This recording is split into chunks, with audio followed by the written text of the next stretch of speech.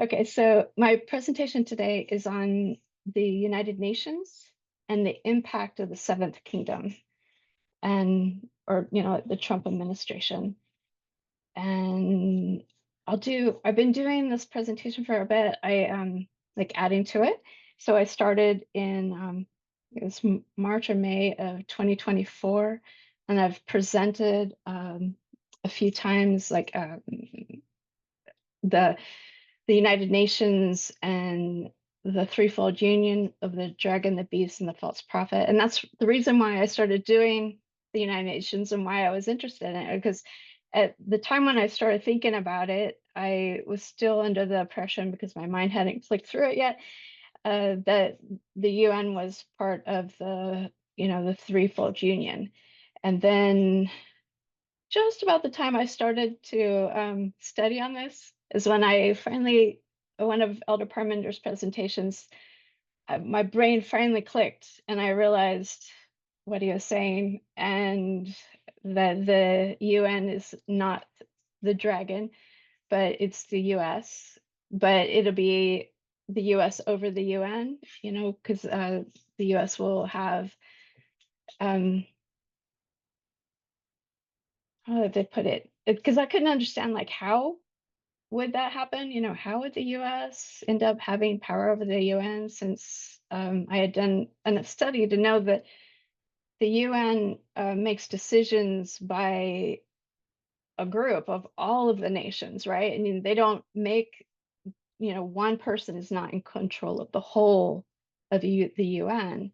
It's every single nation is at the General Assembly, and there are 193 nations right now considered in the General Assembly, with two observers, Palestine and the Holy See, and they all those 193 make decisions together. And so I couldn't understand, well, how could the US be over the UN?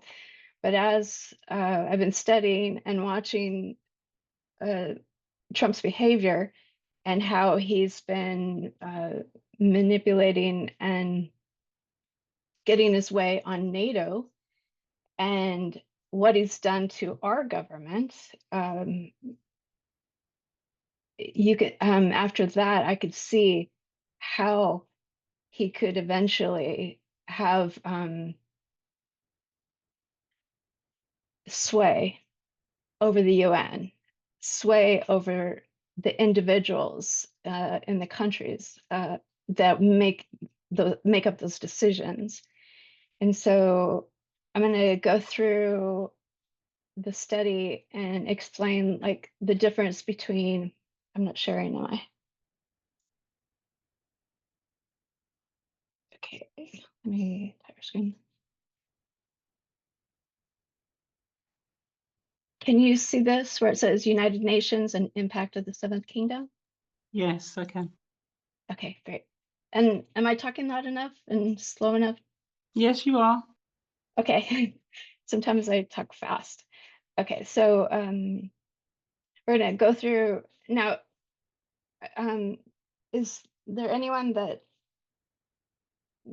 doesn't believe that? Is there anyone that still thinks that the UN is the dragon? Or is that, y'all probably understand that way before I did. My brain's slow. Um, so if there's anyone who wants me to go over that, I could. This document is like, well, it says it's only 19 pages, but I thought it was more. But I'm not going to read this whole document. I'm just going to go through the areas that would lead up to the impact of the Seventh Kingdom, because this document's the one I've been working on the whole time, to get information over time. And so we'll start with the difference between NATO and the UN, and then go through just briefly why the UN was created and what it does and who makes up that UN, and just the structure of the General Assembly and the Security Council. And then we'll go into this just a brief overview of some of the successes of the UN and then the failures. And then we'll move into the impact of the Trump administration on the UN. So I mean, so anybody who has questions along the way, please just interrupt and ask your questions. Okay. Christina, it's Emma. Hi. Hi, Emma. Hi. I think it might be helpful just to touch on the dragon argument at the beginning. Okay. Okay. Yeah. Sure. Yeah. Okay. All right. Come on, jump there. Okay. So, all right. So, this is what I have. So, in originally, I don't know, originally when I got in the movement in 2017, those of us who were still in FFA and listening to all our elder Jeff's presentations, we understood the United Nations as being the dragon. So there was the dragon, the beast, and the false prophet, and you had the dragon is the UN, the false prophet as the US, and the beast as the Catholic Church. And but we've learned that the UN can't be the dragon because the dragon is against the movement, against God's people, right? And but we know that if you go through how the UN was founded and what it does, you can see that the UN can't be the dragon because the UN's values, the underlining values, are like ours. They're based on a Universal Declaration of Human Rights. They they developed a fund for women, UNIFEM. They had the Convention of Elimination of All Forms of Discrimination Against Women, a Convention on the Rights of the Child. At the end of the Cold War, they had a huge new push for human rights action that took on a new impetus. They had in 1993, the World Conference on Human Rights. They had the Commission on Human Rights was in 1993, the Commission on Human Rights was formed. There was the Commission, let's see, the Commission on Human Rights was replaced by the Human Rights Council, which consisted of 47 nations. In 2006, the UN General Assembly passed the Declaration of the Rights of Indigenous People. In 2011, the UN passed its first resolution recognizing the rights of the LGBTQ plus community. 2011, they established the UN Women Entity for Gender Equality and Empowerment of Women. So, and these all are equality for women and minorities and children and equality. And so and these are all the things that go right along with our um,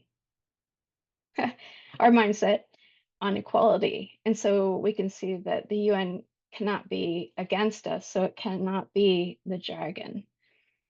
And let's see. And then there's other UN, and then they have other UN bodies responsible for women's rights, such as the status of, Commission on the Status of Women, Development Fund for Women, International Research and Training Institute for the Advancement of Women, and Permanent Forum on Indigenous Issues. Okay, and then here we have um, an outline of how Elder Parmander's point of view. He showed on the board on his presentation on August 3rd. Okay, could not have been on the board because it was audio only, but I got the notes from somebody who was watching it or was there at the meeting, and these are her notes. And she was showing that from the board, the true gospel is the movement the stone. The false gospel is the US Protestantism, which is the false prophet. The counterfeit, we have Adventism, the mountain, and Babylon. I think that's supposed to be statue. I misspelled it. I just now noticed that. I think. Okay. And then of this Babylon, Babylon is in three parts: the dragon, the beast, and the false prophet. And here we have the dragon as USA, the beast as the papacy, and the false prophet as Protestantism or Adventism, 3A Adventism.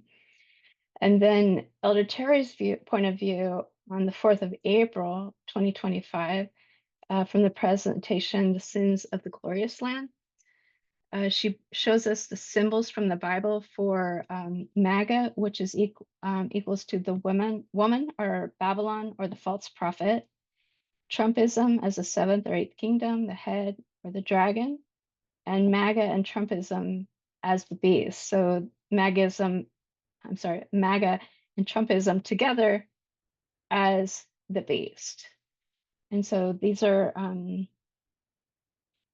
two similar but a little bit different perspectives.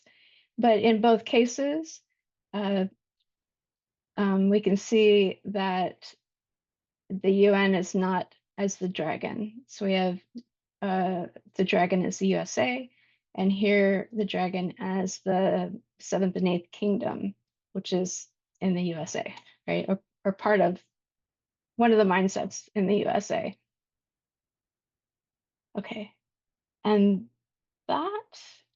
any questions on that? So that's what I've been presenting on the dragon, the beast, and the false prophet.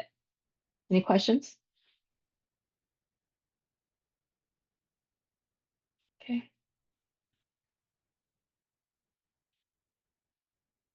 So the difference between NATO and the UN. So before I started the study, I didn't really know the difference between NATO and the UN. And so I wanted to make sure I was getting all of that straight. Since I was going to research the UN, I didn't want to get them all mixed up, right? So the main difference between the North Atlantic Treaty Organization, NATO, and the United Nations is that NATO reflects an alliance formed by around 30 countries. That's now 32. 32 countries aiming to defend each other during the war and other similar unpleasant scenarios. And the UN strategizes all nations, approximately 193, together to keep world peace, integrity, and humanitarian rights by offering them a platform to fix various kinds of issues. And here's a chart to compare the two. So the full titles of NATO is North Atlantic Treaty Organization. UN is the United Nations. NATO was established on the 4th of April in 1949, and the UN was established before that on the 24th of October in 1945. So the headquarters of NATO is in Brussels in Belgium, and the UN is New York City, but then it also has outlining headquarters in, okay, right off the top of my head, I can't remember where they all are, but we have them in this document. But there's like 3 other places. I have a brain fade there. So NATO is made up of 32 member nations and the UN 193. The prime objective of NATO is the main motive of NATO is to help the member nations counter all forms of Soviet and communist power, focusing on securing peace and order in the Atlantic. So it's a specific location and it's not everyone, and there's a specific reason to counter against Soviet and communistic power. And the UN aims at offering ways to maintain peace between nations through socioeconomic international relationships. The location for NATO is securing peace and order in the Atlantic, and for the world, UN, it's international worldwide. Operational type for the NATO is a military-based operation, but on the UN, it's a social humanitarian-based operation. Type of organization for NATO is military, and the UN political. Any questions on NATO and the UN? Okay. I noticed that I don't have my chat open, which I probably should. Sorry. I'll just read one of the comments to you, Christine. Okay, that'd be great. Yeah, I was going to say, Natalie's just written, threefold union might be one entity at the end of the world. It's not a question, just a comment. Mm.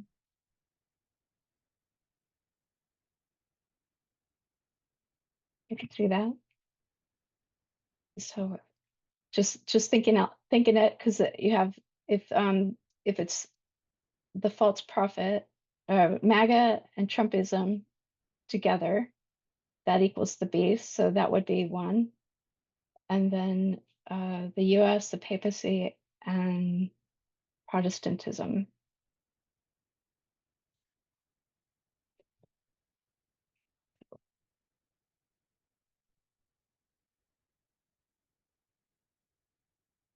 Okay, so the UN structure on purpose. So Christine, yeah, please. s- uh, if you go back to the yeah, the charts where we had who the dragon is, I kind of lost the thread a little bit with the UN in that I think first with Elder Jeff we had the dragon as the UN, but then you took us through the different positions that we've gone through, and it seems that the UN disappeared, and then so you have the dragon is the USA, and then under Elder Terry, the false prophet. Sorry, the Trumpism. Yeah. So if it is Trumpism, that's the newest position. Then why do we get to the UN? Why do we go back to the UN? I kind of lost that thread. Oh, no, that's a good question. So it's from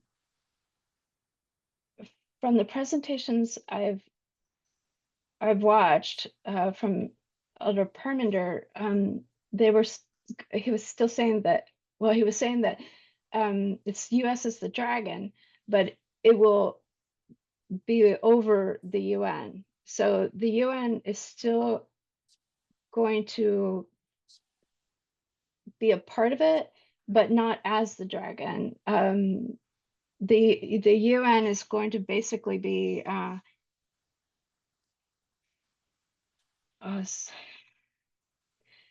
it's my words aren't gonna come out. The UN has a lot of benefit in the world, huge amount. It's the UN is like really big. It has outlets in everywhere in every country, and it does all sorts of amazing things.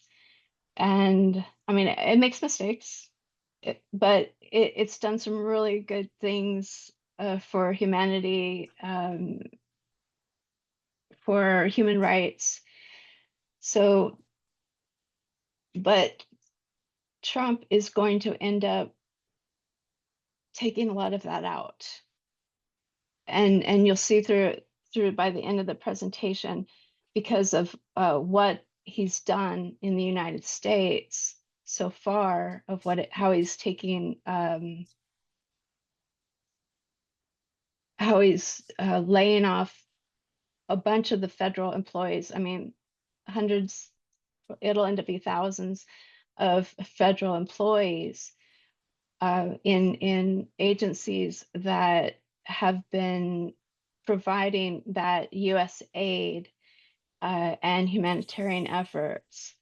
And because of this, it's going to fill the cup of iniquity. Already we can see the things that are starting to happen because of Trump's actions and because of his persuasion, the pressure he puts on different countries to do what he wants. And you can see all of that in how he's dealt with our government and how he's starting to deal with NATO. Um, so, it, although the UN is not the dragon, the US is going to use that UN to just really mess things up for for humanity Mhm. around the world. Yeah, Does that help? yeah, that helps. So where under, I guess, Elder Terry's point of view, where it says Trumpism Hmm. equals the dragon, in reality, you're saying it's the UN under Trumpism, uh, under Trump's mode of operation. Would that be fair? Or is it actually Trumpism? That's what I'm not clear about. Oh, okay, I see. It's basically I don't really the UN is not part of the dragon, but but Trump is going to use the UN to wipe out a whole bunch of humanitarian rights, to use to end up killing a whole bunch of people,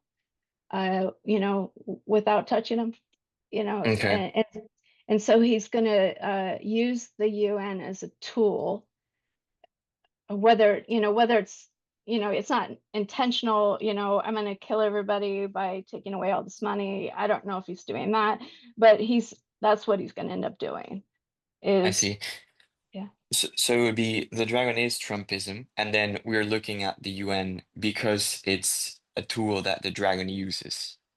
Yes, Okay, yes, exactly. So we'll be able to see um,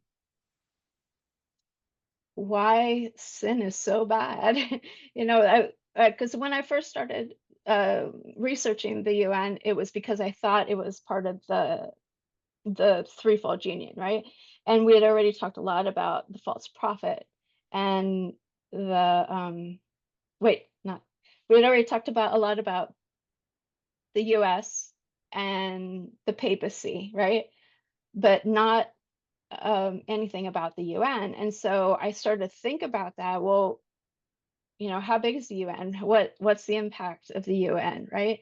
And even though the UN is not part of that threefold union, I can see how we'll be able to how Trumpism is going to impact the world so much by through it. through it. Hmm. Exactly. Yeah. I see. Yeah.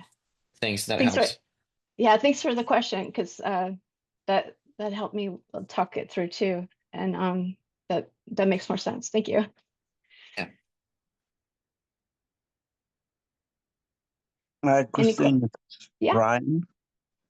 Hi. Uh, I really am struggling to try and make that connection between Trumpism and the UN and his Okay. influence over the UN. Okay. Because Trumpism really, I think, his influence is going to be spread, as we already can see, through his bullying tactics across the world. But Yes. to say that, to go to the extent of saying that he'll use the UN, I have a hard time seeing that happen, because the UN right now, even as we speak, is totally against what Trumpism is all about. And the UN Secretary General is openly challenging Trumpism. So yeah, Yes. I have difficulty. Yeah. And that's part of what you'll see as we go through. this is how he's already impacted the UN without ever making, any demands, without any of without any he's not actually focused on the UN yet. He's focused on NATO right now.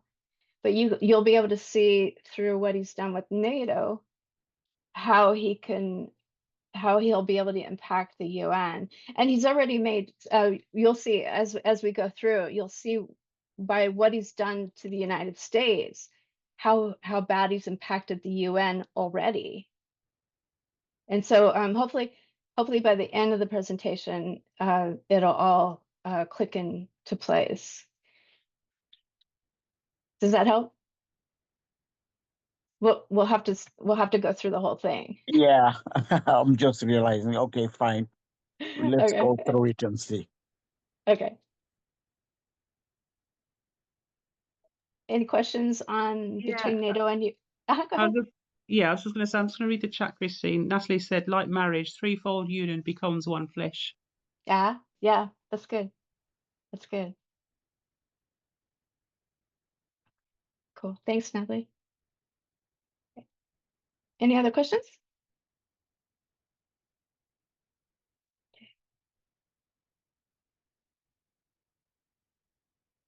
So the UN, so why was it created? So the UN was created after World War II in 1945 to maintain international peace and security, develop friendly relations among nations, avoid the abuses of war, prevent future world wars, and serve as a center for coordinating the actions of member nations.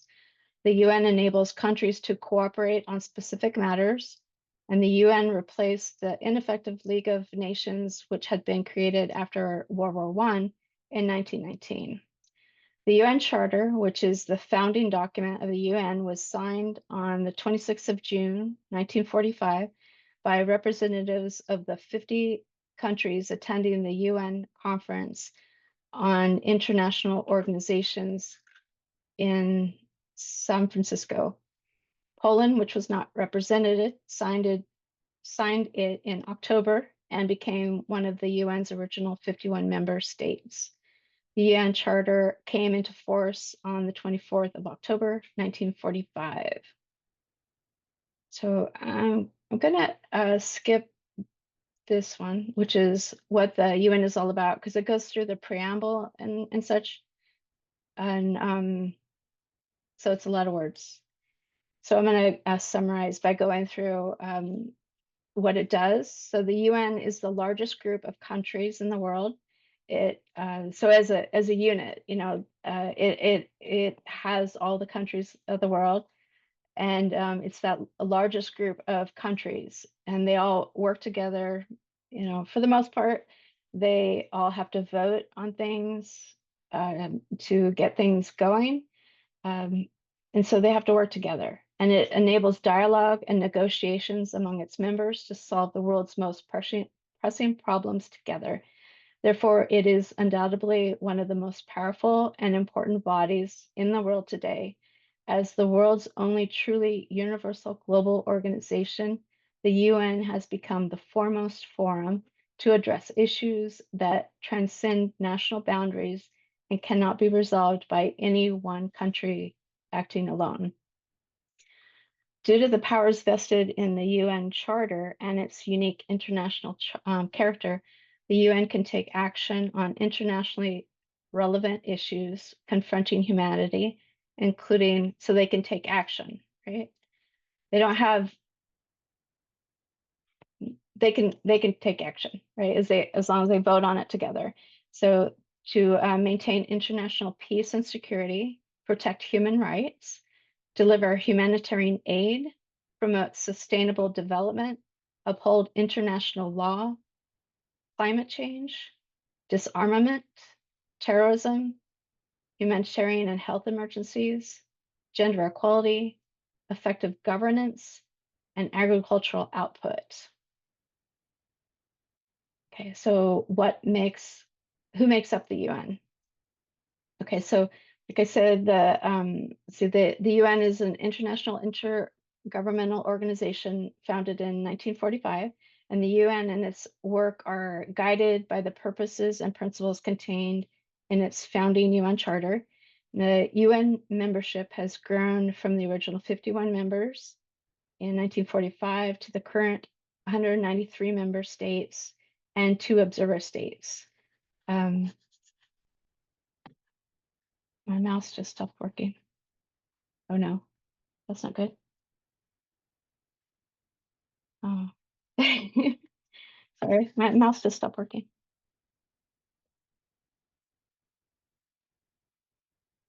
Fix.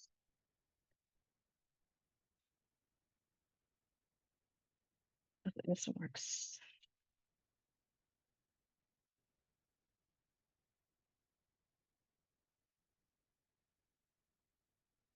And it's gonna work. Cool. Okay. There we go. Okay. Uh, all the UN member states are members of the General Assembly, so the big group, and then states are admitted to membership by decision of the General Assembly upon the recommendation of the Security Council. So when new countries become a state, because things change all the time, places split off from other countries and become their own country, and then they ask to be part of the General Assembly, and then they have to be voted on. And so, and then that gets voted on starting through the Security Council. And then there's 2 non-member states, 2 non-member permanent observer states, which are the Holy See and the State of Palestine. They cannot vote in the General Assembly, but they can participate in UN bodies such as the International Criminal Court, and they can be seated among member states in alphabetical order, submit and introduce proposals and amendments, and co-sponsor proposals and amendments. And it can also make statements and explanations of votes and has the right to reply on behalf of a group within the UN. And it can also request proposals to be put to a vote and request items to be put in the UN General Assembly's provisional agenda. I think that was important when I put it in there, because I was making reference to what the Holy See could do as a member, even though they're not a voting member. They still can make differences by talking with other people and putting sway on other countries. Okay, and so how the UN is structured. So we're only going to go through part of it. See, I'm going to show you a chart.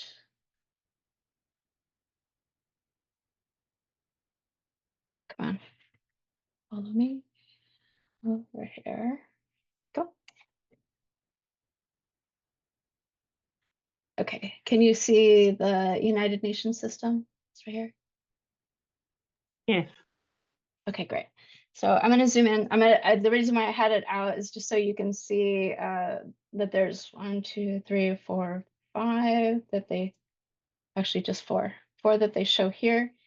These are the major, really big bodies, and then we'll get in closer, zoom in. You can see for the General Assembly, some of the key bodies that you'll probably recognize. Under the General Assembly, is that right? Yeah, General Assembly, we have the UNICEF and UN Habitat, environmental program, Commissioner for Refugees. This one we see a lot, UN Relief and Works Agency for Palestine refugees in the Near East, UN Women, and the High Commissioner, I think I said that, High Commissioner for Refugees. And so that is under the General Assembly. And then we have subsidiary, the Security Council. And this, they work on counterterrorism. There's a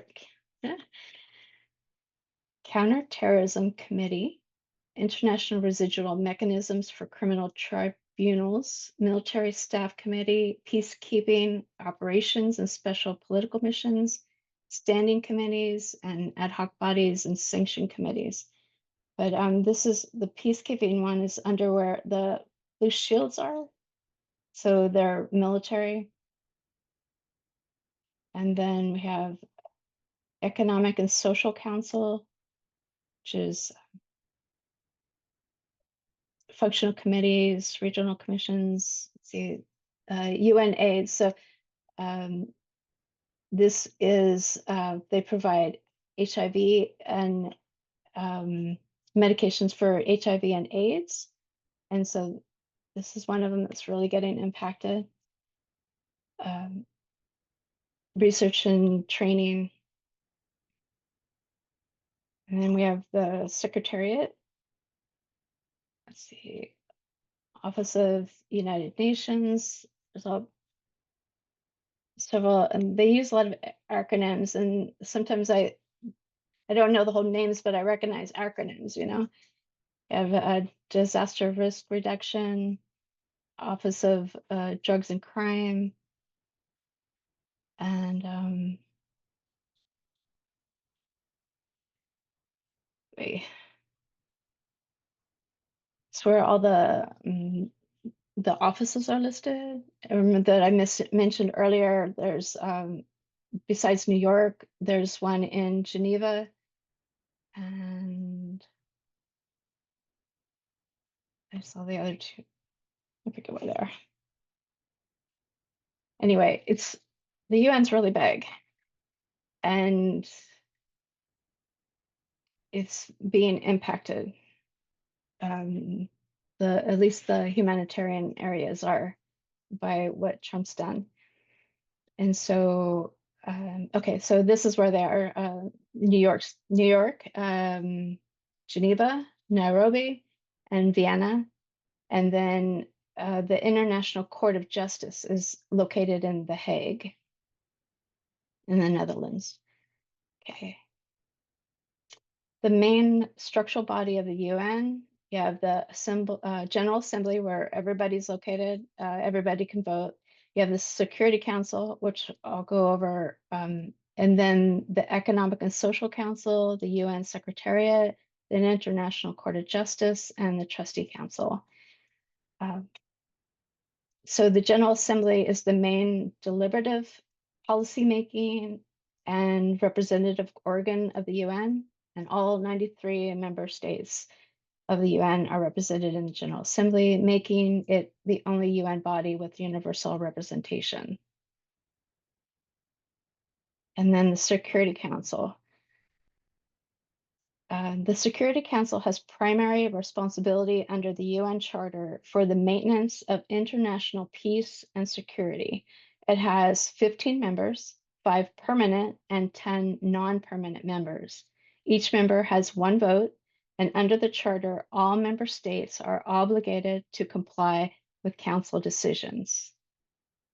So, under the Charter, whatever the Security Council decides, these 15 members, all member states, so all 193 states, are obligated to comply with the Council decisions. The presidency of the Security Council is held by each of the members in turn for 1 month, following the English alphabetical order of the member states' names. The following permanent members are China. These are the permanent ones, which never rotate out. They're always there on the Security Council. China, France, the Russian Federation, the United Kingdom, and the United States. And the 10 non-permanent members are elected for 2-year terms by General Assembly with end of term year.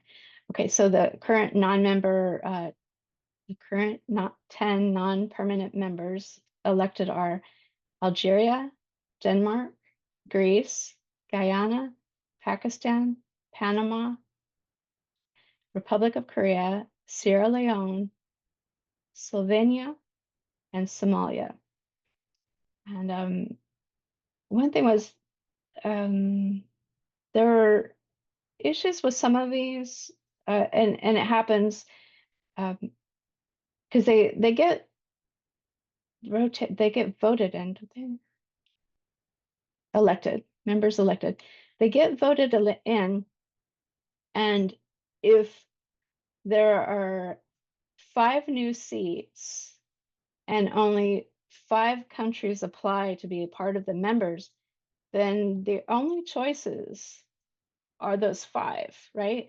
So even if it's a country that has really bad reputation for humanitarian rights, if they're one of the 5 and only 5 apply, then they're going to get voted in.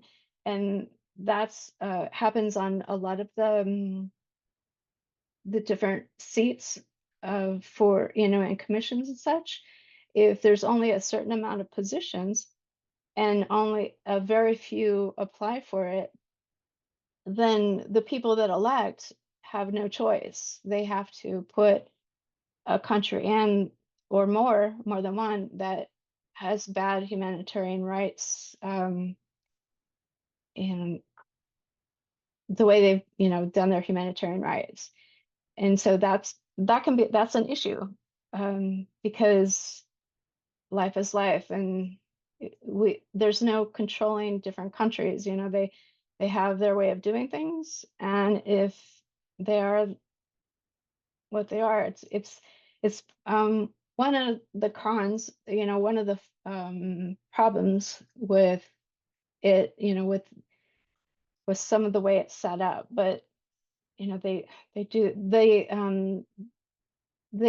rotate every 5 years.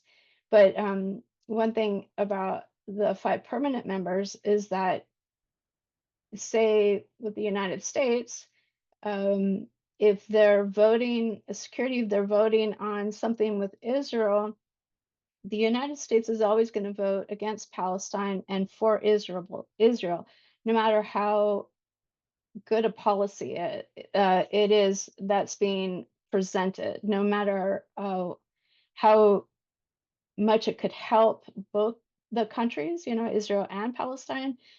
The United States is going to vote against it, and it only takes 1 vote out of the 15 members for it to not pass.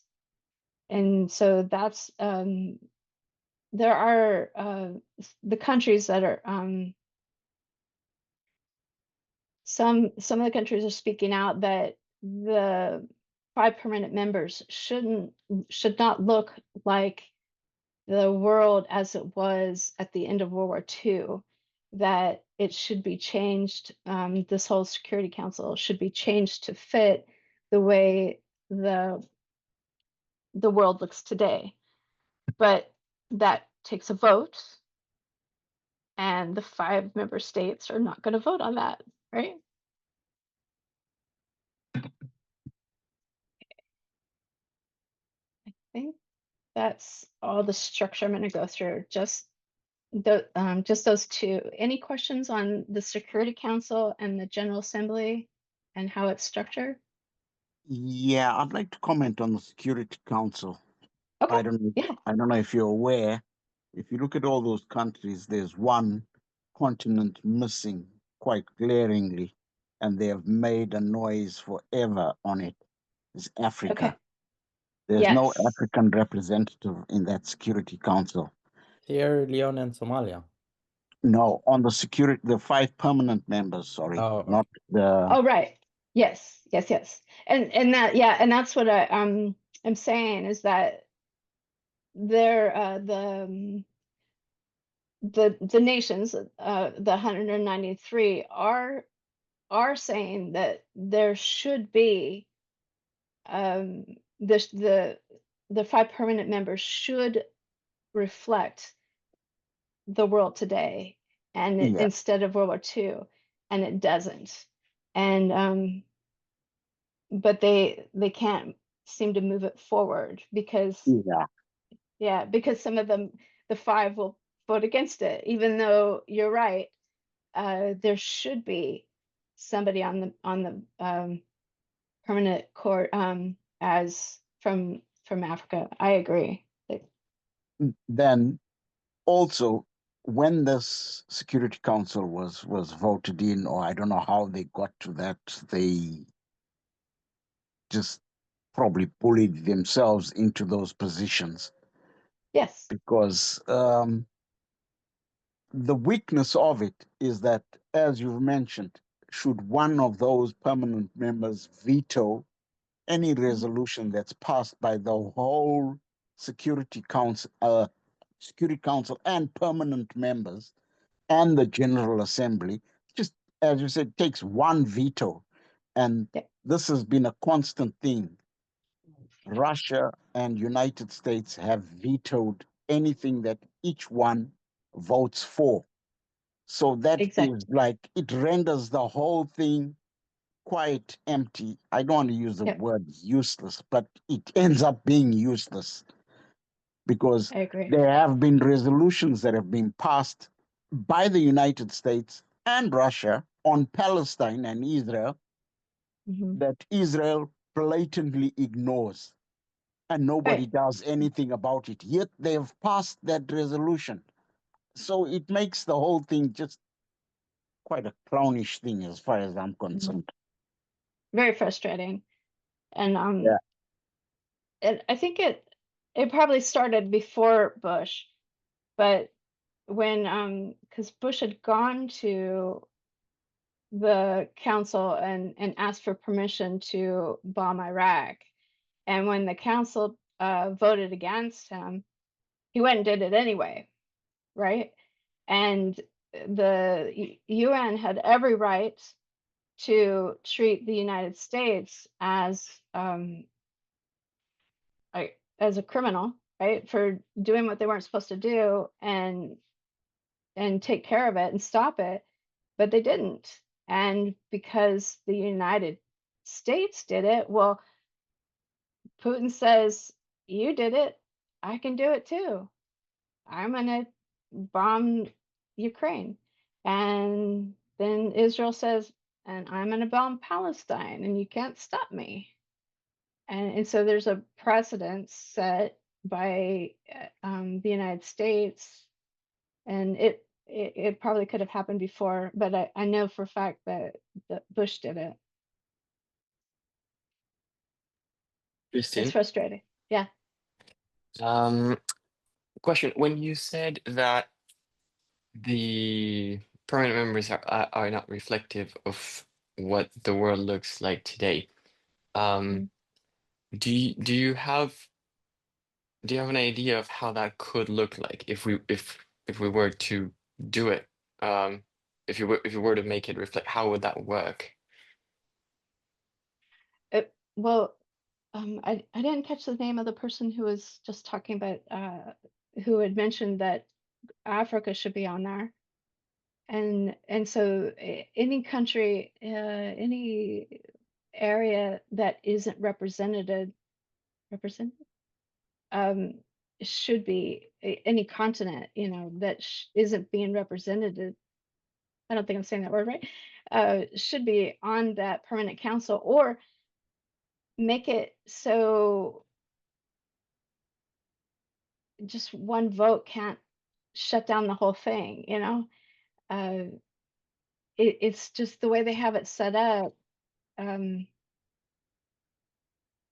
they kind of shoot themselves in the foot because nothing good can ever come out of the Security Council because uh, like it was mentioned, the United States and Russia are always voting against whatever the other one wants, and then nobody's following what the council says anyway. That Russia's going ahead and messing with Ukraine and Israel with Palestine and the United States now with Palestine too. So I'm not sure exactly, but you know how they could fix it. And you would think that since they're all sitting there, that they would try to do something. But there's the people that are preventing it. Probably, you know, definitely the 5 permanent states, but probably mostly Putin and Trump. You can't. They just do what they want to do. You know, and so it's like talking to a wall. You know, it's having Trump as a president is so frustrating. Um, If I may because offer, sorry, yeah. it's Brian, by the way. Oh, Brian, thank you. Yeah, on those permanent members, Hmm. they should actually remove that veto from any one of them and have I agree. a democratic vote. If there are 5, 3 against 2 is the winner, and you go with what the 3 say. Yeah, And the United Nations should have some teeth to enforce these resolutions. agreed. So Yeah, So if I may offer a contrary opinion, I mean I understand that it's not working well, but um, at first glance, at least, I'm not sure how bad the idea of having a veto is, um, because just as a principle, um, it would be good, like whenever a decision is made, it would be good that everyone agrees, and um, if not everyone agrees, that slows things down, and you can't get a lot done so quickly. But sometimes that could end up, in my opinion, being good. Um, and it even reminds me, I think, of a situation in the US where, um, where where where instead of following the procedures of the institutions, Trump's trying to just get things done and is faster and quicker at getting things done. But um,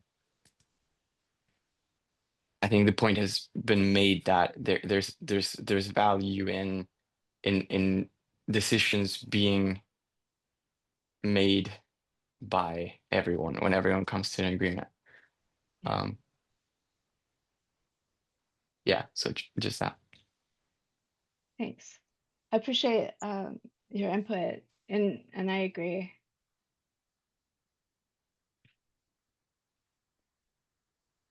Any other comments or questions? Hi, it's Primrose. I wanted to say, when we look at how the Security Council is structured, it might seem frustrating when you want something to be put in place that's favorable. But if we flip the coin, if the majority are in agreement to maybe commit crimes against humanity and abuse, then you realize that veto power is important. Um, if you are the oppressed, then just one person votes to say no, we're not going ahead with this. You'll be really glad that that person had power to stop the other 4 to pursue this injustice. So I guess what my point is um, when you look at it from different perspectives, it has its disadvantages. Yeah. But if you are the one that needs to be protected by one person, by one head of state, uh, then you think that this is quite a good system. It's got checks and balances, so it has disadvantages, but it can also have advantages. And I guess that's the dilemma of democracy, you know. And the moment we start putting teeth, like Brian said, the United Nations needs to have some teeth, you know, to put these things into place. I think the moment we start putting teeth and the United Nations starts having that authority, then I think it might not really um, represent people fairly, you know. I guess the United Nations has its limitations. The moment it starts, I fear the moment it can start having that power to start imposing things, you know, over everyone, it might be abused. So I don't know, maybe let's go on with your lesson, but then this is just a thought I had when we're looking at this, to say once the United Nations begins to have that authority and teeth to put things in place, um, it can be abused as well. I So agree. Yeah. so it's a dilemma, you know, when you want something and someone just votes against it, you'll be disappointed. But when you don't want something to be voted into, and then someone just says, no, I don't agree, you'll rejoice. So it's a dilemma, I guess. I don't know. Yeah. No, those are good points. The pros and cons, and like you said, that with the democracy, that's what we have, you know, like because you've got the two different mindsets, and you're never going to have 100% approval on anything. Or good points. Thank you. And Natalie was saying that the Trump administration was discouraging governments around the world from attending a UN conference in June on a possible two-state solution between Israel and the Palestinians, right? So he's against that two-state solution. Yeah, he always has words. Called them anti-USA.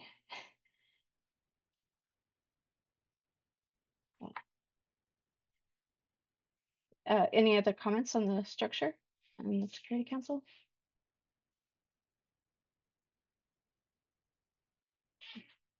Okay. All right, so we're gonna skip stuff. So a quick overview of some of the successes of the UN. So they assist and protect 131 million people fleeing war and famine and persecution. And some of these numbers are probably going to be wrong because they were from March of 2024. So these could be a bit different. And also, a lot of these things are going to be impacted by what Trump's been doing with the U.S. aid. So taking away the aid from the UN. So a lot of these successes, why the UN make a difference, are going to be impacted, and including the first one. So assist and protects 131 million people fleeing war, famine, and persecution.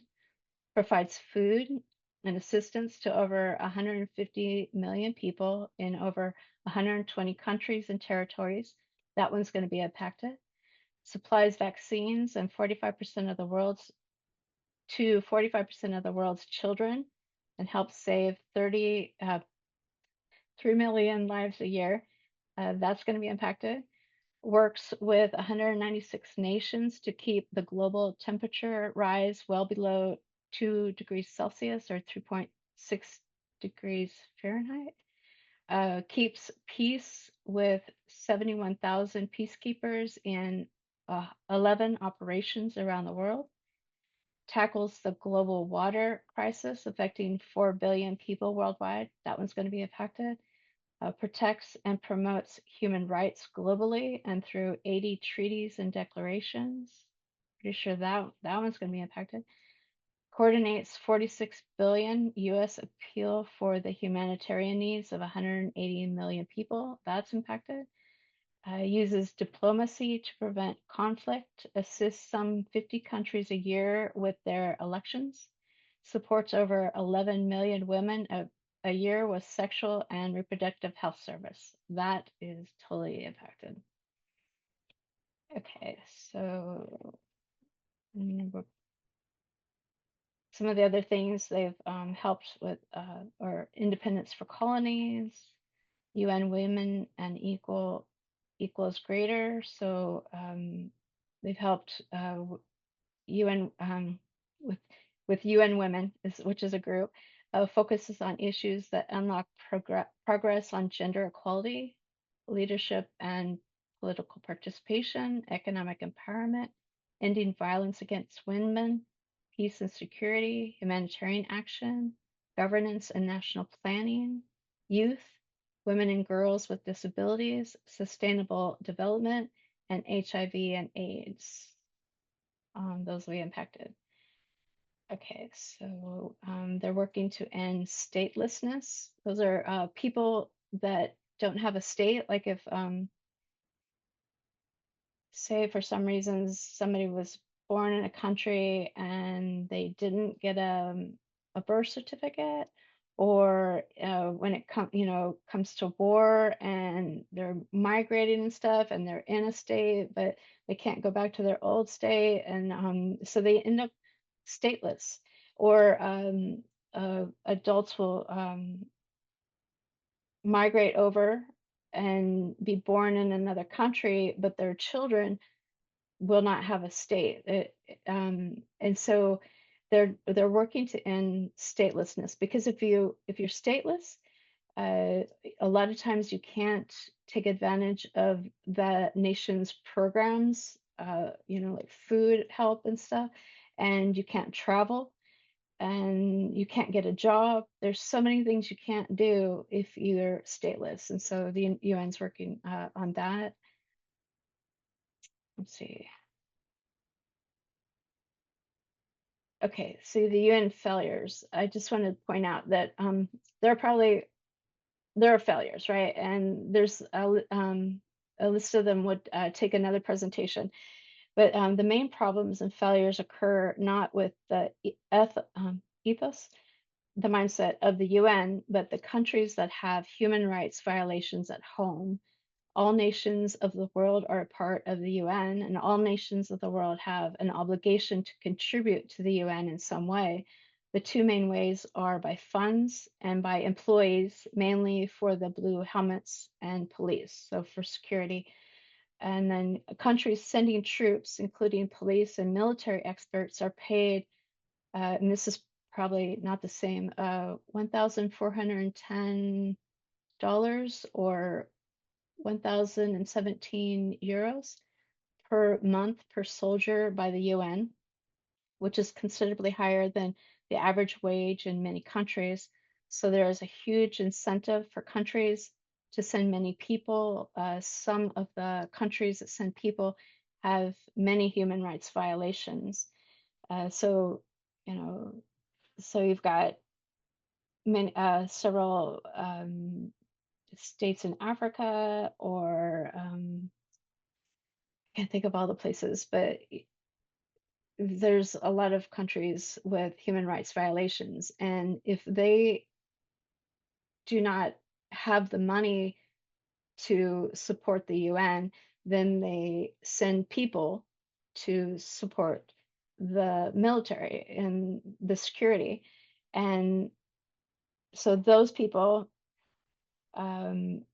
have in the past committed human rights violations while in the service of the UN. So while they're in the service of the UN, they're doing bad things, right? Violating human rights. And this has caused the UN to lose trust in the people that they serve. In 2012, a vetting system was put in place for hiring security personnel for the UN, which does go do a background check on individuals, and it's helping, but it's not a perfect system. And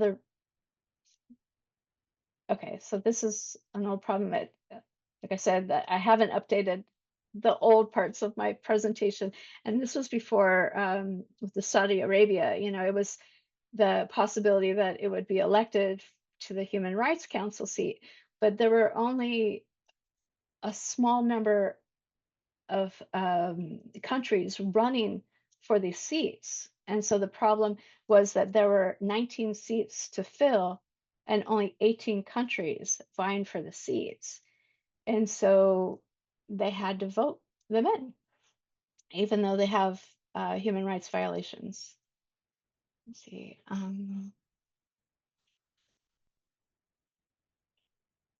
Yes, yeah. Right now, the USA, Trump is making immigrants stateless. That's true because he's sending people from that were from one country to other countries. You know, like they have no connections to those states and just dumping them in another state. And so yeah, and so they are stateless. They will be stateless. Okay.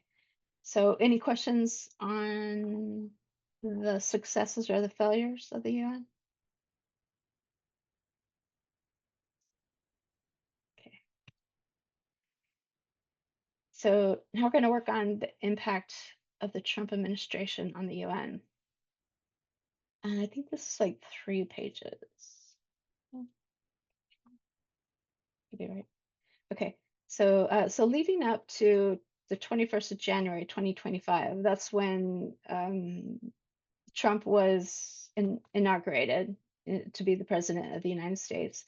So leading up to that day, in 2024, major donors like Germany and France had reduced their funding for development and humanitarian aid to the UN.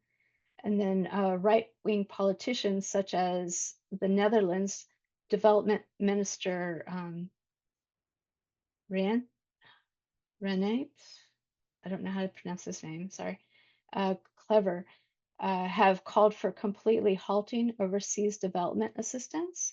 And the UN is facing, so the UN is facing both significant funding cuts and political disruption before Trump was in office the second time.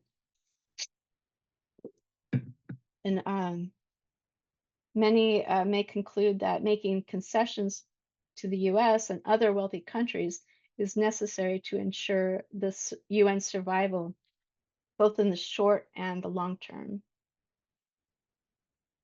Nellie says one of the recent failures of the UN, I think, was the call out violence towards women during war. Right. Sorry, the lack of. Thank you. The lack of. Yeah. Yeah, calling it out. Yeah, I agree. Because it happens all the time, and they were not Johnny on the spot when all of that was happening. Thank you for pointing that out.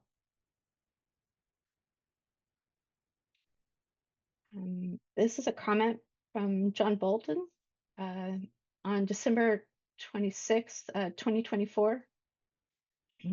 So he says, the new administration, referring to Trump when he got in on January 25th, the new administration should prove to UN members that its goal of reform isn't merely rhetorical.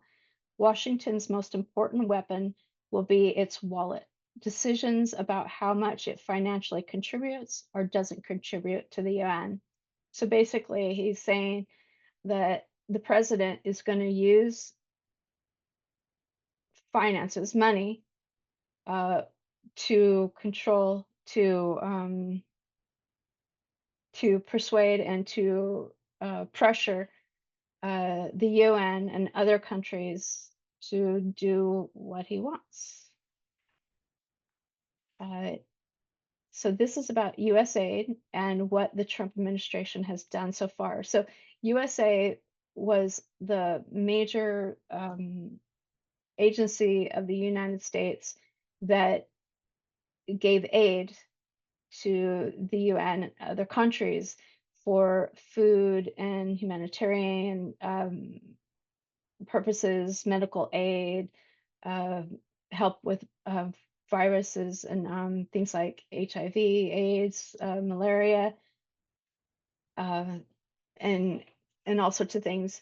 And so that's so the United States Agency for International Development, USAID. When I started this, and now it was, as of July 1st, was an independent agency of the United States government that was responsible for administering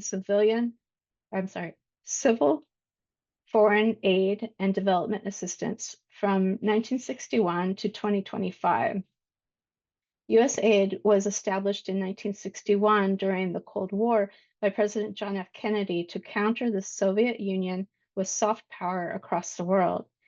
USAID implemented programs in global health, disaster relief, education, economic development, environmental protection, and democratic governance.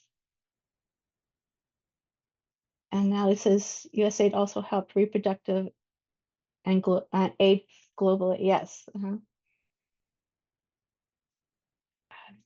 With an average annual disbursements of 23 billion from 2001 to 2024. So for 24 years, the U.S. has annually given 23 billion to for aid. USAID had been one of the world's largest aid agencies and accounted for most U.S. foreign assistance.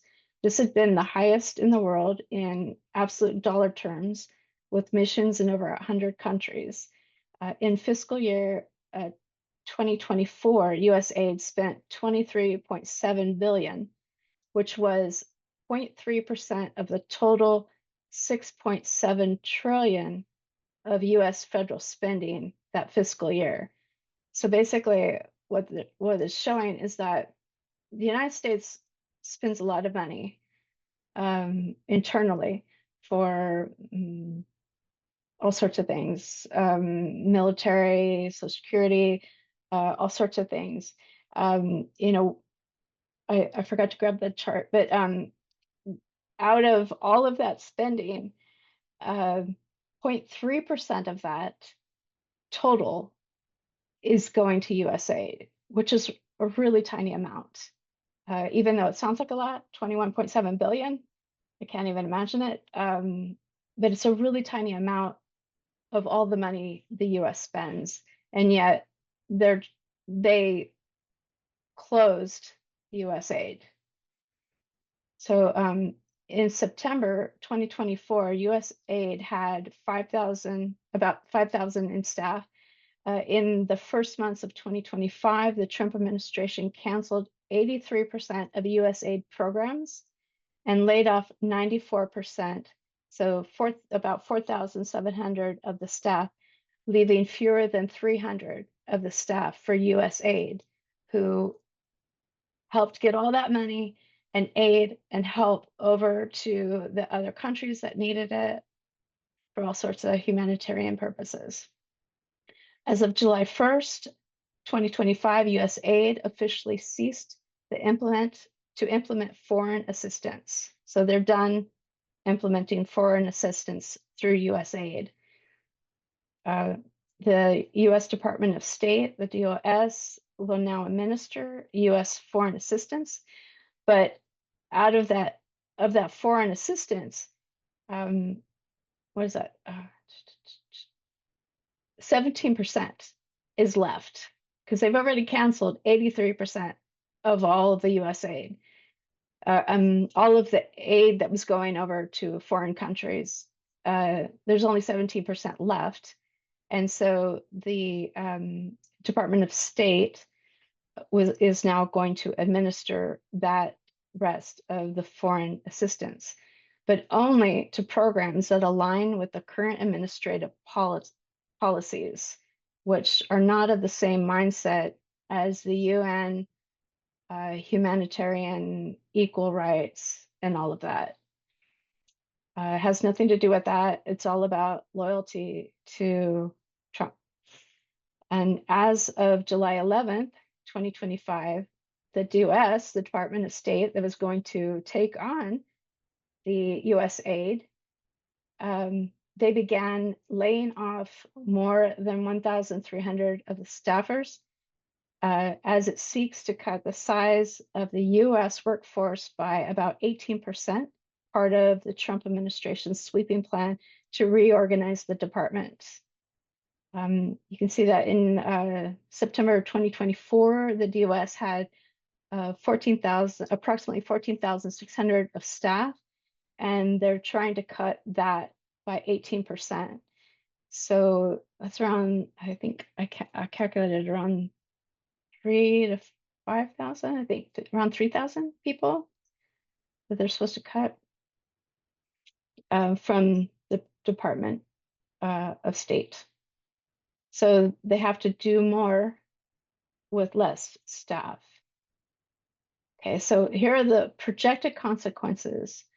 So what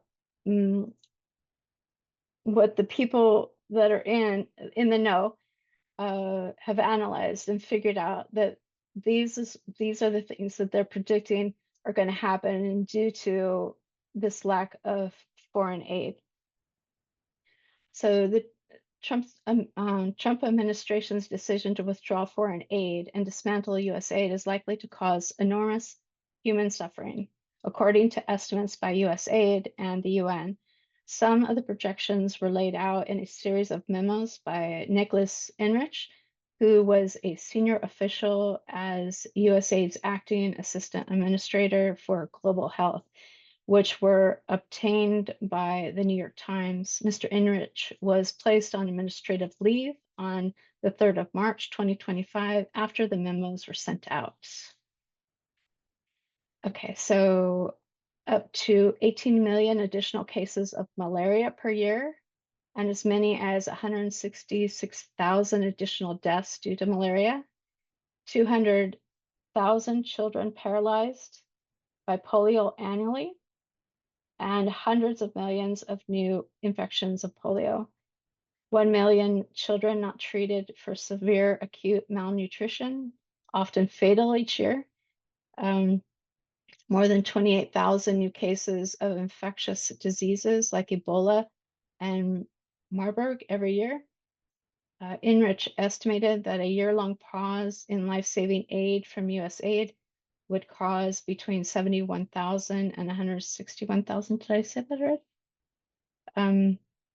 Additional malaria deaths. Sorry, I repeated that one. A nearly 40% increase and an increase of about between 28 and 32% in tuberculosis cases worldwide, and up to 28,000 cases of emerging infectious diseases such as Ebola. UNFPA Regional Director for Asia and the Pacific warned that between 2025 and 2028 in Afghanistan, the absence of US support will likely result in 1,200 additional maternal deaths and 109,000 additional unintended pregnancies. In Pakistan, 1.7 million people will be affected, including 1.2 million Afghan refugees who will be cut off from life-saving sexual and reproductive health services with the closure of 60 health facilities. In Bangladesh, 600,000 people, including Rohingya refugees, facing losing access to critical maternal reproductive health services. So I'm giving these so you can see what Trump is doing in the United States is impacting the world. So by getting rid of that foreign aid, he's impacting the rest of the world. Okay, so, and these are the actual consequences that we see on the ground so far as of July 2025, when nearly all the USAID contracts needed for life-saving work have been terminated. So the closing of health clinics and mobile health clinics, interrupting supply chains such as food and medical supplies. The president's malaria initiative had its funding cut by 50%, threatening bed net distributions, diagnostic and treatment programs in countries like Democratic Republic of Congo, Mozambique, and Ghana, cutting patients off from treatment for deadly diseases like tuberculosis, risking a rise in new potential untreatable drug-resistant strains of diseases. With very few exceptions, payments halted for life-saving work. Funding is frozen for U.S. aid, President's Emergency Plan for AIDS Relief, PEPFAR, which provided antiretroviral drugs, testing kits, and community outreach in over a dozen African countries. Healthcare workers in Uganda, South Africa, Nigeria, and Kenya report severe shortages of medications. 70% of the HIV/AIDS help in Uganda came from USAID, and already people are starting to die from the lack of HIV/AIDS medications. USAID is no longer able to respond to deadly outbreaks. Medications for the LGBTQ community were halted. Closing of water and sanitation programs, closing of school programs, including informal and underground schools for girls in places like Afghanistan. Workforce cut, eliminating key experts such as doctors, ophthalmologists, and public health specialists. Loss of jobs for USAID employees and those working in the programs that benefit from USAID help, impacting their health and well-being and that of their families. So, Just to let you know, Natalie, Steve, yeah, it's nearly 12 o'clock. So do you need more time? that would be an hour and a half, right? Yeah. So just want to mention how he's affecting NATO, and it's just this last paragraph, and that's it. Go ahead. Okay. So the NATO leaders agreed on a massive hike in defense spending on the 25th of June, 2025, after pressure from the US President Donald Trump, and expressed their ironclad commitment to come to each other's aid if attacked. The 32 leaders endorsed a final summit statement saying allies commit to invest 5% of GDP annual on core defense requirements, as well as defense and security related spending by 2035 to ensure our individual and collective obligations. And this has gone up because it was 2%, and Donald Trump pressured them all into 5%. So that's gone up quite a bit. Spain had called the new spending target and 2035 deadline unreasonable. Spain's Prime Minister Pedro Sanchez said that Spain can execute NATO's defense plans by spending only 2% of gross domestic product on defense. And then Trump lashed out at Spain after the meeting. They want to stay at 2%? I think it's terrible. He said, you know what we're going to do? We're negotiating with Spain on a trade deal, and we're going to make them pay twice as much. And so that's the way he works it. If you don't do what he says, exactly what he says, he's going to find a way to pressure. He's singled out individuals over his lifetime, especially like during his first presidential first time he was in office, targeting and canceling people. Some of the words he says to his MAGA group, target people. People get the MAGA people get it in their head that, oh, he doesn't like this person, let's kill him. We had a representative killed recently, one of our is it Congress, I think, or senators, I can't remember. I had too many other things going on, but he says something, he says it over and over again. You're all supposed to believe it, whether or not it's true, and he pressures people. He will single out countries and pressure them, like what he's going to do to Spain in negotiating the trade deal and just charging them more. So that's the way he handles it. He's a bully, and so he will end up doing the same on the UN because he votes against, like with, Palestine and Israel, he's going to always vote against Palestine, which have a huge human rights. It's really sad what it's been done to them. And I realize that Israel is only protecting themselves and fighting back because Hamas attacked them first. But it really doesn't it doesn't to me justify what they've done to them. They're starving them and bombing them the way they are. But that's my opinion. Sorry. But you can see in his what he's been doing, how he will continue to do, and what he's done, like I said, by getting rid of the US aid has impacted the UN a great deal and the world.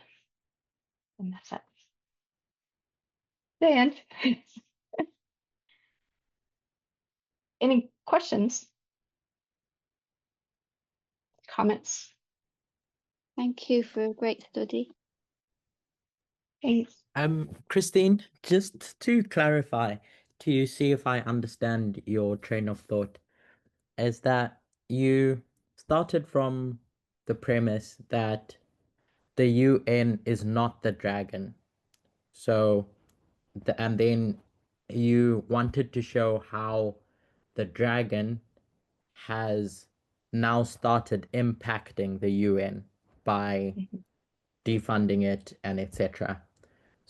So, and you're not saying that it will get to a point where the UN starts behaving like a dragon because it's being pressured by Trump to do so. Because those seem like two different things. Right. Now, that's a good question, because like the mindset, the charter of the UN is based on equality and human rights. And so the mindset of the UN is based on equality. But the UN is made up of nations, individuals, right? And they can all be persuaded to bow down to Trump and do his will. And so there are going to be countries like Spain who stand up to him, but there are going to be a lot of countries that do not. And if the countries are not, then they will start acting out of the character of the UN. Right? Yeah, so that would be at a state level, not at a UN institutional level, because as you said, it's just individual players who make up this entity, I guess. Yeah. But okay, I think I get what you're. But those individuals are on the Security Council, voting and making decisions, and they're in the General Assembly. So if there's something that Trump wants passed or doesn't want passed, he could pressure other countries to do what he wants, like he's done to our government. You know, it's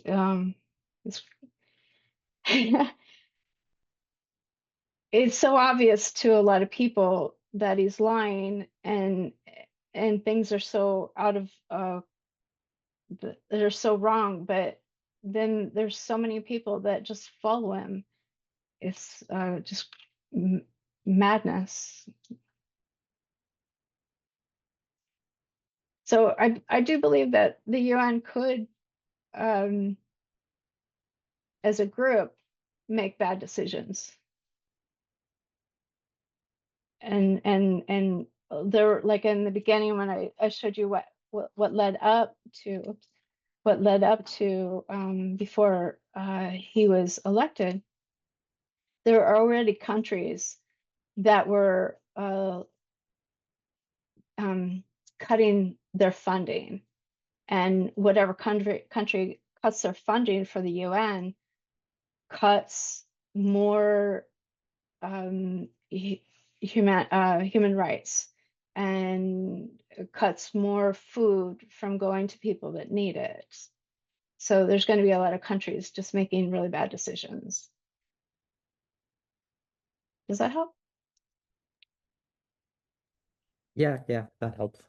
It's just that I guess as an institution it's going to capitulate. Yeah, the question that Charity put in the chat. Are you saying the UN as an institution is going to capitulate to the Seventh Kingdom? So I guess the main thing is to understand exactly what you're saying. Does the UN become the dragon, or is your premise that the UN was never, is not, and will never be the dragon? Yeah, the UN is not the dragon. The US is, but the US will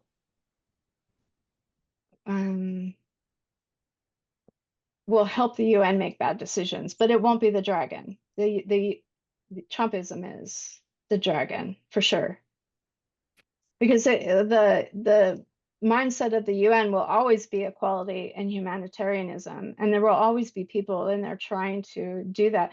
But I don't know if I forgot to put this in there, but you know how do y'all know what the department that they created, Doge, DOGE, and came in with Elon Musk and just cut a whole bunch of our agencies and fired a whole bunch of people.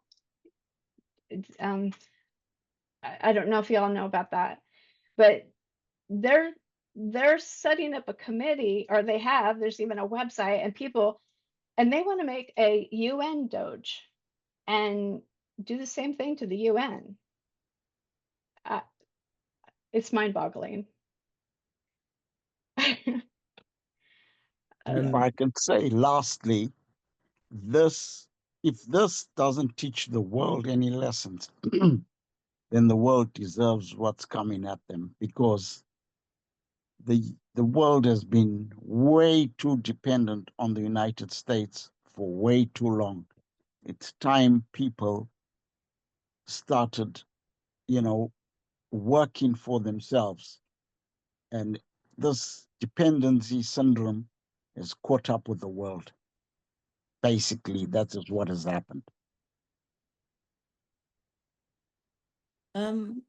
Christine, just can I? alongside. Okay, carry on, Rose. Okay, I just wanted to say that I think really the challenge with UN is the issue of power and finance. You know, United Nations doesn't really have money on its own. You know, Right. it's getting its monies from members of the United Nations. United Nations is not. I think that's a challenge. Yeah, if you compare, America can make its own money, but I think the United Nations can't make its own money. It actually gets money from member states. In as much as any other country can have its own military, it can build its own military, but the United Nations waits for those nations to bring in military Right. power into it. So I think those limitations are the ones that Trump can manipulate and Mhm. Trumpism can manipulate. That's where, and I think I understand where you're coming from, because whoever's got the money and whoever's got the military might is the one who's going to be in charge of the United Nations, whether we like it or not. In and out of itself, the organization is built to be good. It's built to protect, you Right. know, but then it has limitations. It doesn't have its own money, you know, Right. where it can just wake up and say, we forget about America, we're going to continue doing this. We forget about NATO. So you see, the 5 permanent members in the security organ are also members, are very influential in controlling. But at the end Yeah. of the day, if you look at all those 5, who really can control all 5, you know, financially, Right. and that makes the difference. And I think that's where Trumpism is, or your point. I'm still trying to fathom it, but I can see that's where the logic is coming from, to say whoever is going to be able to control the finances and the military of, be it NATO, be it United Nations, that person or that organization is the one that is powerful. And like Brian says, for a long time, the world has was dependent on the United States of America. I'll give an example. I did an attachment in one of the local clinics in Zimbabwe, and everything we used in that local clinic, including gloves, everything, including face masks, you know, including wipes, they're all US aid, you know. Wow. I'm talking about the basic thing, like our detergent to clean the floor was US aid, you know. I'm not even talking about major things like medication on what. I'm the basic things, you know. So that's to the extent. So if they want to manipulate a country like Zimbabwe, you know, they'll just dangle the carrot, you know, we withdraw all this from you, and you pay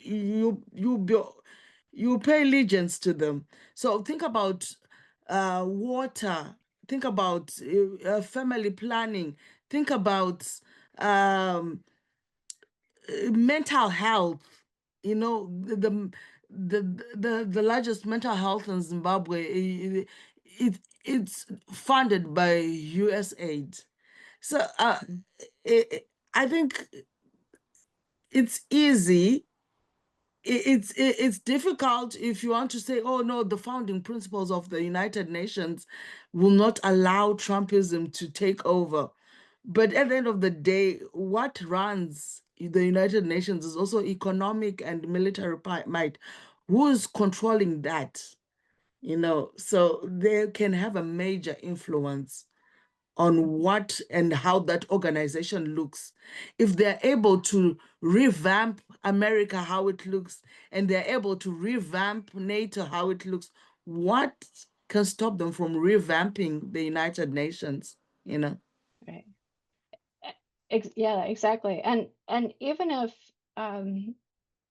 if Trump, um, okay, like it's because he took away the U.S. aid, you see how much he's impacted the rest of the world, right?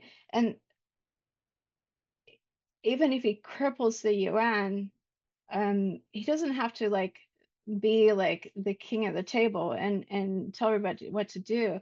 He's still impacting the UN in a bad way because he's taking away humanitarian aid, preventing women who can't study, you know, like because it's against the law.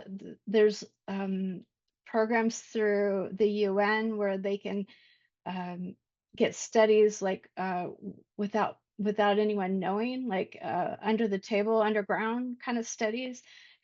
by taking away USA, he's taken that away from them. And so he's impacting equal rights. He's impacting the rights of women. He's causing people to die, and which he's trying to do in our in the United States too. He's taken away all aid for immigrants that are in the United States. If they aren't U.S. citizens, they can't get any aid anymore. I can't remember. I don't know if when that exactly starts, but if it's now or tomorrow. He's taken away the birthright as well. He's They trying can't. to. Yeah. He's trying to. They haven't. I think that has to go through the SCOTUS, through the Superior U.S. Superior Court, Supreme Court. Sorry, Supreme Court. So yeah, he's trying to do that. And but for anyone who isn't a U.S. citizen, they can't get food stamps. They can't get any type of help.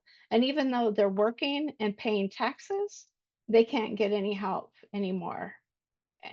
They can't go to an emergency room and get help, unless they have the cash to pay up front. And they already have a hard time feeding their families. It's disheartening. Christine, Yeah. a thought Time's came up. to mind, and I Uh-huh. wonder. A thought came to mind, and it came up while you were reading the various things that the UN does and how the Trump administration has impacted it, which is that we see the Babylon, or I'm just going to call it the King of the North for simplicity, as doing two things. One, it has its own sins, but then secondly, it judges Israel.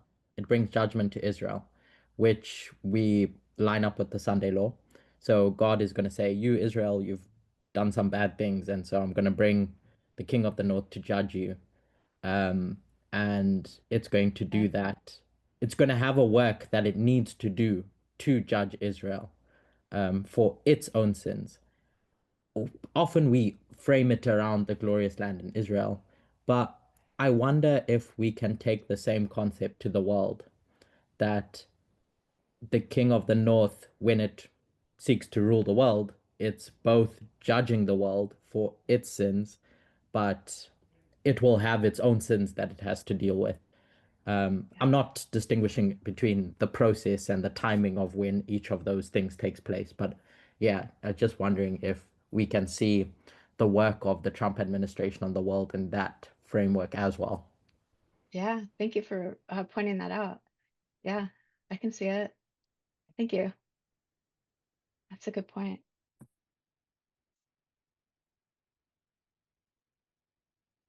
Oh yeah, actually, Blessing put in the chat, I think he means Jeremiah 25, Okay. when he wrote Jet, is that the king of the north judges all nations. Yeah, which is true. When Jeremiah is talking about the king of the north that's going to come, it mentions that the king of the north is going to come against Israel, but also the all nations. So there must be a sin that all nations are doing if God brings the king of the north to judge them.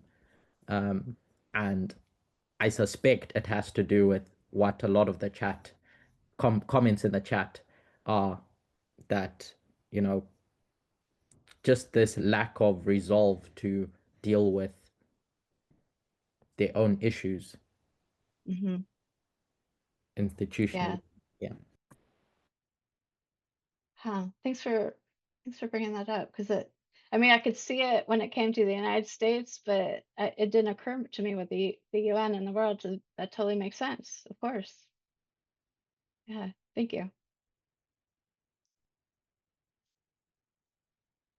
Hi, Any other Christine. Yeah.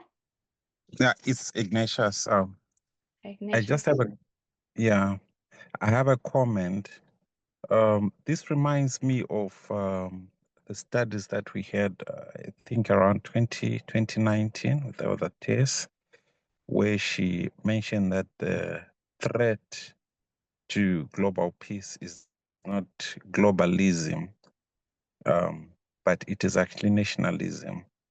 You know, the things are just being revealed now before our eyes. It's our prophetic narrative in the past was that we thought that the United Nations is actually the threat, you see.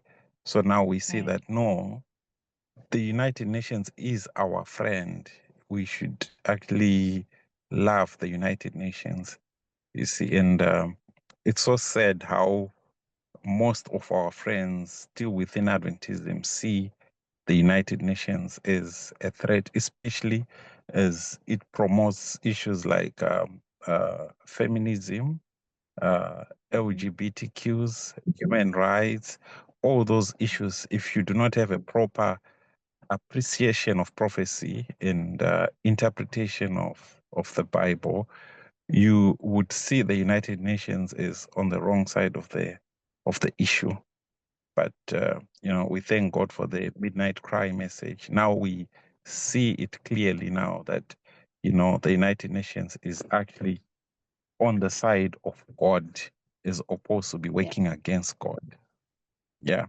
And I've seen also another point that I seen interesting on your notes is the fact that when the UN was actually founded, when the US aid was founded, it was founded as America's grip of power across the world. I don't know if you saw Oh, that the part. soft, Yeah, it was soft that power. soft power. Like yeah, yes, Yeah, like power, a power struggle between America and Russia.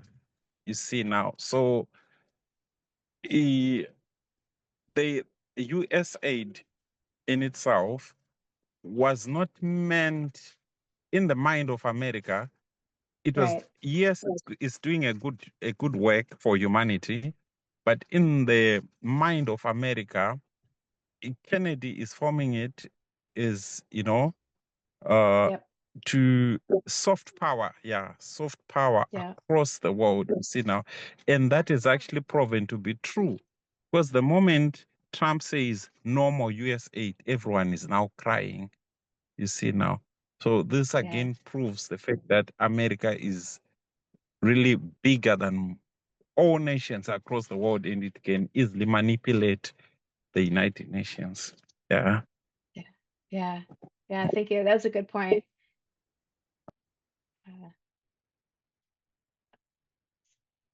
That was a good point.